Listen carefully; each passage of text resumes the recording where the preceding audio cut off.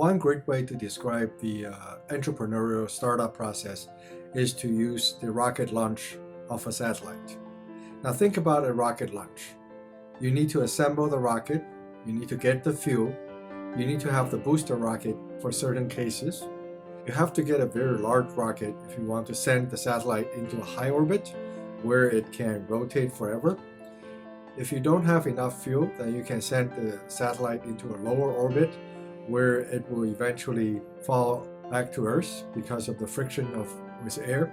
Now think about the satellite. When you put the satellite into the orbit, what does it do? It has to do something. It has to justify the launching cost. It has to justify the operational cost. It has to justify the purpose of the existence of the organization that sent the satellite into the orbit. It has to make money to pay for the organizers, to pay for the employees on Earth, right? So what the satellite does is called the business. The rocket is the company.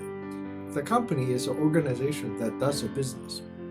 Many people want to form a company. They want to start a company. But when you start a company, you don't necessarily have a business. You need to justify the business first. Using the rocket analogy, it is also very easy to describe the purpose of the investor. What do the investors want? Well, the investors don't want you to send a small rocket. They don't want to fund a small rocket launch.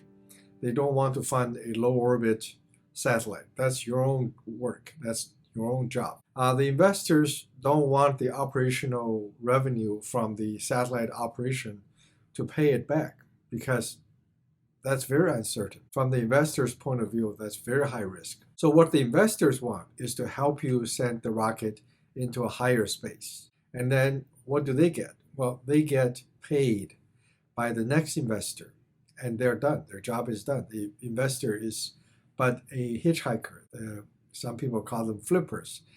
That's not very respectful. The investors have their own purpose. The investors don't want your revenue to pay them back.